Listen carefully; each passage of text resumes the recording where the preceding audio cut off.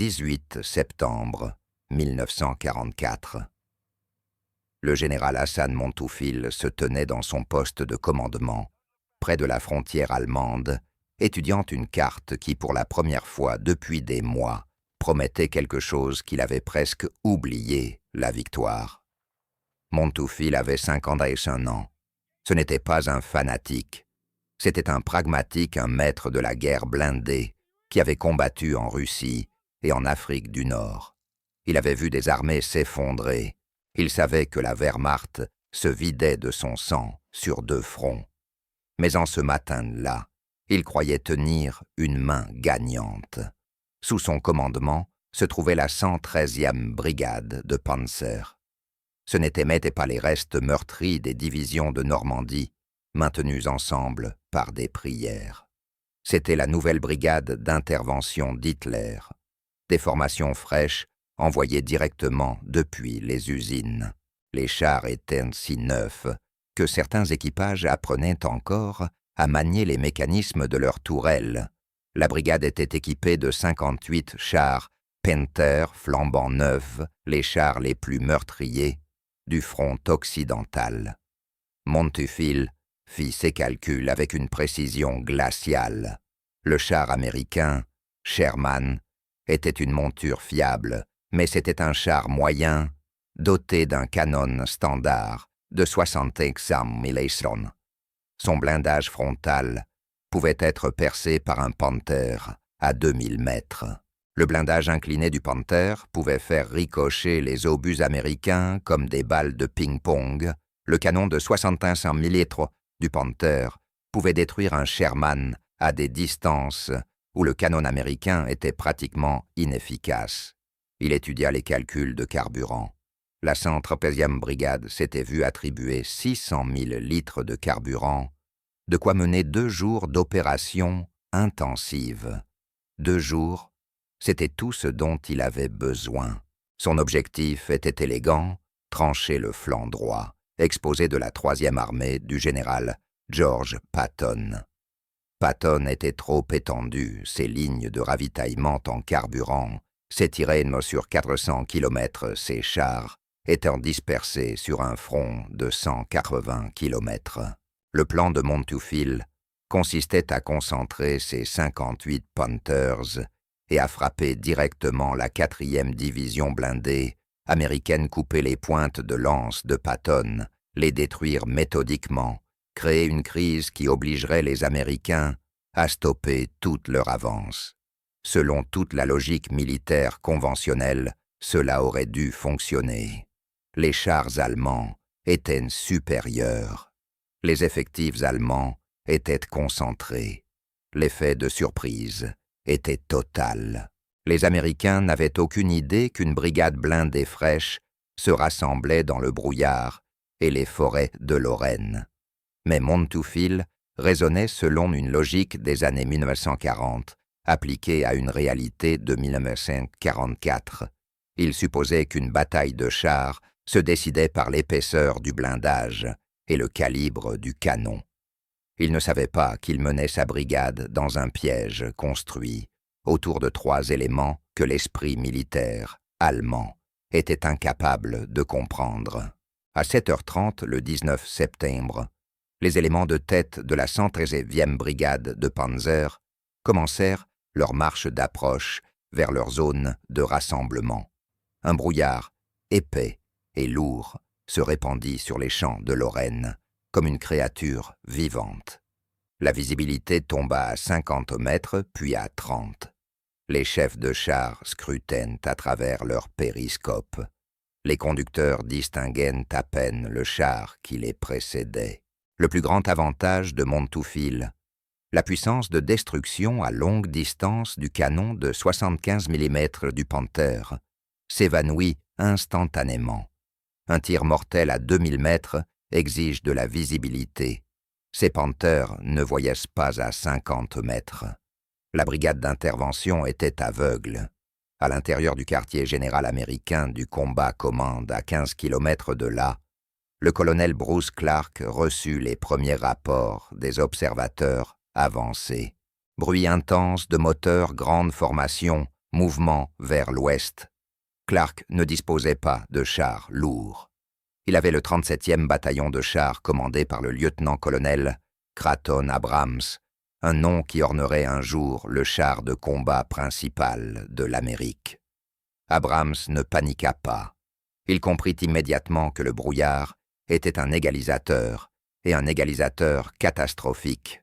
Si les Allemands ne pouvaient pas voir à 2000 mètres leurs canons supérieurs devenaient inutiles. Cela allait être un combat au couteau, dans une cabine téléphonique. La vitesse et le temps de réaction allaient tout décider. La colonne allemande avançait dans la brume moteur, rugissant, chenilles, grinçantes, commandant penchés dans leur coupole. Ils s'attendaient à écraser la ligne de surveillance américaine et à percer vers l'arrière. À la place, le Panther de tête s'embrasa soudainement. La tourelle explosa vers l'extérieur, puis le deuxième Panther de la colonne, puis le troisième. Les équipages allemands paniquèrent. La discipline radio s'effondra. Les chefs de chars faisaient pivoter leurs tourelles de gauche à droite, cherchant désespérément des éclairs de tir dans le brouillard, mais aucun n'était visible. Les coups venaient des flancs, perçant le blindage latéral plus mince. Des obus incapables de traverser la plaque frontale épaisse déchiraient les côtés plus vulnérables. Des voix allemandes crépitaient. À la radio, dans la confusion, ennemi à gauche, non ennemi à droite, où est l'ennemi? Des commandants sortirent la tête de leurs écoutilles pour voir à travers la brume, seulement pour être fauchés par des tirs de mitrailleuses invisibles. Les commandants allemands pensaient être tombés sur un mur massif de chars lourds américains. Mais la réalité était bien plus troublante. La 113e brigade de Panzer n'avait pas heurté un mur. Elle était entrée dans un essaim. Voici le chasseur de chars M18 Hellcat. Pour un tankiste allemand, le Hellcat tenait presque de la plaisanterie. Il n'avait pratiquement aucun blindage. Une mitrailleuse lourde pouvait percer sa tourelle mince. Il était ouvert sur le dessus, exposant l'équipage aux éclats et aux grenades. Selon les standards de la Wehrmacht qui privilégiait la protection avant tout, c'était une machine suicidaire. Mais le M18 possédait une caractéristique que Montefiore avait totalement ignorée dans ses calculs, le rapport puissance-poids. Le Hellcat ne pesait que 17 tonnes. Malgré ce poids minimal, il était propulsé par un moteur radial, d'avions du même type que ceux équipant les chasseurs américains. Ce moteur était une merveille technologique, développant 350 chevaux. Il pouvait atteindre une vitesse sur route de 90 km/h plus rapide que n'importe quel char au monde. Aucun Panther, aucun Tiger, aucun T-34 soviétique ne pouvait égaler cette vitesse. Le Hellcat pouvait se repositionner d'un point à un autre, plus vite qu'un char moyen ne pouvait faire pivoter sa tourelle. Dans le brouillard d'Haracourt, cette vitesse devint l'arme ultime. Les Panthers allemands avancèrent en une phalange rigide, comme des légionnaires romains en formation. Ils avaient été conçus pour progresser en groupes coordonnés, se protégeant mutuellement les flancs. Mais les tactiques coordonnées exigent de la visibilité et des communications. Le brouillard détruisit les deux. Les Hellcats américains combattaient comme une meute de loups. Des chasseurs individuels autonomes, coordonnés non par la proximité, mais par la radio. Voici comment l'engagement se déroula, se répétant des dizaines de fois ce matin-là. Un peloton de Hellcats du 704e bataillon de chasseurs de chars entendait les Panthers approcher à travers le brouillard. Le commandant, à l'écoute de la radio, reportait sa position sur la carte. Il ordonnait à son conducteur de foncer vers une position de flanc dissimulée derrière une haie ou une grange. Le moteur hurlait à plein régime. L'équipage se déployait en possession de tir. Ils attendaient. moteur au ralenti, le tireur, la main sur le mécanisme de mise à feu, le chargeur, des obus perforants prêts pour un rechargement rapide. Ils attendaient que les colosses allemands passent devant eux, exposant leurs flancs vulnérables. 3 obus de 66 mais haute vitesse venaient en frapper le côté d'un Panther. Pénétration. La tourelle du Panther pivotait vers la gauche pour tenter d'engager le Hellcat, mais celui-ci était déjà en mouvement. Le conducteur enclenchait la marche arrière, à plein régime. Le véhicule reculait sur près de 300 mètres, à une vitesse proche du maximum, guidé par le commandant criant les directions. Il se repositionnait 300 mètres plus loin, sur une autre route, à travers un terrain différent vers la prochaine embuscade. Avant que les chars allemands survivants ne puissent achever la rotation de leurs tourelles, les Hellcats avaient disparu. C'était un choc de philosophie. Les Allemands construisaient leurs chars comme des forteresses blindées, lourdes protégées, conçues pour encaisser un coup et survivre. Les Américains construisaient des véhicules pour ne jamais être là quand le coup arrivait. Légers mobiles conçus pour tirer et se déplacer. Vers midi, le brouillard commença à se lever. Montufil, recevant des rapports d'attaques enlisées et de pertes croissantes, ordonna à ses commandants de pousser plus fort. Les Américains ne peuvent pas être partout forcer leur écran.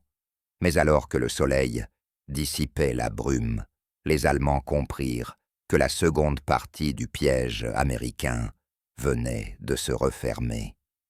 Durant les premières heures, l'infanterie allemande, les panzergrenadiers, avaient chevauché à l'arrière des chars ou suivi de près, en semi-chenillés, afin de protéger les blindés contre l'infanterie américaine. Soudain, lorsque le brouillard se leva, le ciel au-dessus d'Haraucourt se déchira.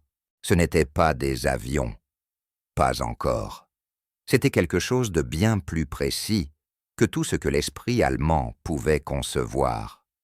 L'artillerie américaine, en particulier le 66e bataillon d'artillerie de campagne blindé, placé sous le commandement direct du colonel Bruce Clark, mettait en œuvre une tactique qui constituait la doctrine standard de la 4e division blindée, mais qui était une arme d'une létalité stupéfiante, le tir à temps sur objectif. Dans la guerre traditionnelle des années 1940, les batteries d'artillerie tiraient successivement. La batterie A ouvrait le feu. L'ennemi entendait le premier obus approcher. Il réagissait. Il se jetait dans des trous individuels. La batterie B tirait 10 secondes plus tard, mais l'ennemi était déjà à couvert. L'effet de surprise était perdu. Le potentiel de destruction chutait de 90% après la première salve. Le système américain de tir à temps sur objectif était révolutionnaire. C'était de la pure mathématique. Un centre de direction de tir centralisé calculait le temps de vol des obus d'artillerie provenant de 12 batteries différentes, positionnées à des kilomètres de distance, à des altitudes et des distances variées de la cible. Le centre calculait ensuite à rebours, à partir d'un instant d'impact précis, l'heure de tir nécessaire pour chaque batterie. La batterie A, située à 12 km, tirait à 12h00. La batterie B, à 4 km, tirait à 12h05. La batterie C, à 8 km, tirait à 12h01. Les calculs étaient exacts. Les tables balistiques étaient fiables. Chaque pièce tirait à un moment différent, mais chaque obus arrivait sur les coordonnées de la cible exactement au même instant. Lorsque le brouillard se leva le 19 septembre, des avions d'observation Piper Cub de minuscules appareils qui ressemblaient à des insectes surdimensionnés tournoyaient au-dessus des positions de la 113e brigade. Les pilotes pouvaient voir les colonnes de chars allemands en dessous. Ils transmettaient les coordonnées. Ils devinrent les yeux du système d'artillerie américain pour la 113e brigade de Panzer. Il n'y eut aucun avertissement, aucun tir de réglage. Une seconde, les panzergrenadiers avançaient à travers un champ boueux. La seconde suivante, l'air au-dessus d'eux se désintégra. Des dizaines d'obus à explosion aérienne détonèrent simultanément à une hauteur d'environ 10 mètres. L'effet fut apocalyptique. Les éclats tombèrent comme une pluie de lames. Les ondes de choc étaient mortelles. Les panzergrenadiers d'infanterie d'élite transportés sur les chars furent décimés. Des dizaines moururent lors de la première salve. Des dizaines d'autres furent blessés. Les éclats ne rayèrent pas le blindage des Panthers, mais ils dépouillèrent les Panthers de quelque chose de bien plus précieux, leurs yeux et leurs oreilles. Les radios externes furent détruites.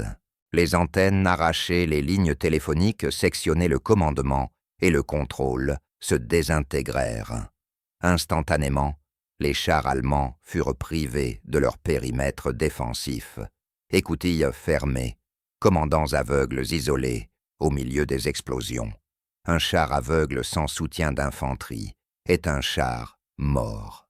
Sans infanterie pour les protéger des équipes de bazooka, les Panthers étaient sans défense, sans commandant. Observant l'extérieur, ils ne pouvaient pas voir les Hellcats les prendre à revers. Sans contact radio, ils n'avaient aucune conscience de la situation. La brigade d'élite de Montoufil ne livrait pas une bataille, elle était traitée par une machine. À l'après-midi du 19 septembre, le champ de bataille était jonché de Panthers en flammes. Mais la statistique la plus choquante ne concernait pas les chars détruits par le feu. C'étaient les chars qui s'étaient simplement arrêtés. La 111e brigade de Panzer, censée soutenir l'attaque de la 113e brigade, arriva en retard. Pourquoi? Parce qu'elle tomba en panne de carburant en route vers la bataille. L'Allemagne avait conçu le char le plus sophistiqué de l'histoire. Des optiques de précision supérieures à tout ce que possédaient les Américains. Des galets de roulement imbriqués, un blindage incliné, supérieur un canon à haute vitesse initiale, mais elle était incapable de produire le carburant liquide nécessaire pour déplacer 58 de ces machines sur seulement 20 kilomètres. Pendant ce temps, le général Patton hurlait à propos des pénuries de carburant. La ligne de ravitaillement du Red Ball Express, un convoyeur continu de camions, était étirée à l'extrême. Les unités de chars américaines rationnaient le carburant. Mais voici la différence fondamentale entre les pénuries américaines et allemandes. Quand les Américains manquaient de carburant, les chars coupèrent leurs moteurs et attendaient les camions. Quand les camions arrivaient, les chars faisaient le plein et reprenèrent les opérations en quelques heures. Quand les Allemands manquèrent de carburant, le char était abandonné. Les équipages faisaient sauter la culasse du canon pour empêcher la capture. Ils sabotaient le moteur. Ils posaient des charges de destruction. Le char était laissé à rouiller dans la boue, alors que la bataille faisait rage pendant 3 jours. L'écart devint presque comique. Les équipes américaines de récupération remorquaient les Sherman endommagés vers des dépôts de réparation mobiles pendant la bataille. Des mécaniciens de chars, travaillant dans des ateliers de fortune en zone de combat, soudèrent des plaques sur les impacts d'obus. Ils remplaçaient des moteurs endommagés. Ils redressaient des canons tordus. Des chars, mis hors de combat le matin, faisaient le plein, recevèrent de nouveaux équipages et retournaient en ligne le soir même. Les Allemands, eux, n'avaient pas de véhicule de récupération. Si un Panther perdait une chenille, il était abandonné. Si la transmission lâchait, abandonné. Si le moteur prenait feu, l'équipage évacuait et le char brûlait. Il n'y avait pas de chaîne de remplacement, pas de moteur de rechange venant des usines. La 113e brigade de Panzer entra dans la bataille avec 58 Panthers. En 24 heures, elle en avait perdu 30. En 48 heures 50. À la fin de la semaine, Seules 8 restaient opérationnelles. La 4e division blindée américaine perdit des chars au sein du combat commande, et 5 Sherman et 3 chasseurs de chars lors de la première journée cruciale. Les pertes totales pour la semaine furent d'environ 25 chars et chasseurs de chars. Mais point essentiel, les pertes américaines furent rapidement remplacées. En 3 jours, de nouveaux Sherman arrivèrent de l'arrière. En une semaine, la force opérationnelle du combat commande A était sans doute supérieure à celle du début de la bataille. Patton ne battait pas Montefiore par la tactique seule. Il le battait grâce à une chaîne logistique s'étendant à travers l'Atlantique, remontant par les ports anglais jusqu'aux usines américaines du Michigan, du New Jersey, de l'Ohio, jusqu'aux mines de minerais de Pennsylvanie et aux raffineries de pétrole du Texas. Montefiore avait construit un marteau parfait, mais la forge qui produisait les marteaux se trouvait à 5000 km de là, rationnée par le gouvernement d'Hitler. Le 22 septembre, Montefiore donna l'ordre à la 113e brigade de Panzer de rompre le contact et de se replier. La grande contre-offensive avait échoué. Le bilan final fut brutal. La 103e brigade de Panzer était entrée dans la bataille avec 58 chars Panther flambant neufs.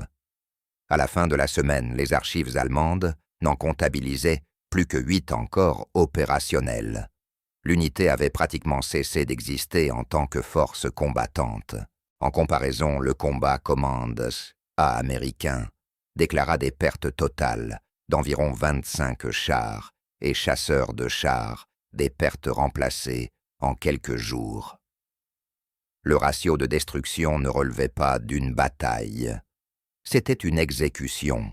Haraucourt prouva qu'une arme supérieure, comme le Panther, devient totalement inutile lorsqu'elle est aveugle, privée de soutien d'infanterie, incapable de se déplacer, faute de carburant, et surpassée par des essaims de véhicules plus légers, opérant avec une coordination et une logistique supérieure.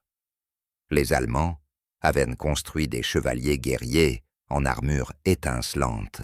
Les Américains avaient en construit une usine roulant à 90 km/h, une usine avec des radios, une usine avec des camions de ravitaillement, une usine avec des moteurs de rechange, des munitions et du carburant. Et en septembre 1944, dans le brouillard de Lorraine, l'usine l'emporta. Le général Montefiore survécut à la guerre. Il écrivit des mémoires sur la Lorraine. Il reconnut que l'artillerie américaine, à tir synchronisé, et la mobilité des chasseurs de chars rendaient les tactiques blindées traditionnelles obsolètes. La bataille d'Haraucourt est souvent oubliée. Elle reste dans l'ombre du débarquement et de la bataille des Ardennes. Elle n'a pas l'ampleur dramatique de ces opérations, mais c'est peut-être la bataille la plus importante pour comprendre pourquoi l'Allemagne a perdu, non parce qu'elle fut massive, mais parce qu'elle révèle la vérité sous la surface. Ce n'était pas seulement une question de courage. Les deux camps avaient du courage. Les soldats allemands n'étaient pas moins braves que les soldats américains. Ce fut le triomphe d'un système, un système logistique, un système de communication, un système industriel, un système où la vitesse, la mobilité, les véhicules remplaçables et les pièces détachées comptaient davantage que l'excellence individuelle du guerrier. Merci d'avoir regardé. Si cette analyse approfondie des mécanismes de la victoire vous a plu, de la manière dont la vitesse et la logistique ont vaincu un blindage supérieur, pensez à aimer et à vous abonner pour découvrir d'autres histoires oubliées de la Seconde Guerre mondiale. Dites-nous en commentaire, préféreriez-vous commander un Panther sans carburant ou un Hellcat sans blindage? D'où regardez-vous aujourd'hui? Quelles autres histoires de la Seconde Guerre mondiale devrions-nous couvrir ensuite? Votre participation nous aide à continuer à mettre en lumière ces récits méconnus. Abonnez-vous pour plus d'histoires oubliées de la Seconde Guerre mondiale et pour comprendre les véritables leçons de la guerre industrielle. Nous explorons l'histoire à travers le regard de ceux qui l'ont vécue, des commandants allemands, découvrant que le courage ne pouvait vaincre les systèmes, des officiers japonais, réalisant que l'excellence tactique ne signifiait rien face à la suprématie industrielle, des soldats américains comprenant que les guerres se gagnent dans les usines, pas seulement sur les champs de bataille. Gardons l'histoire vivante. À la prochaine.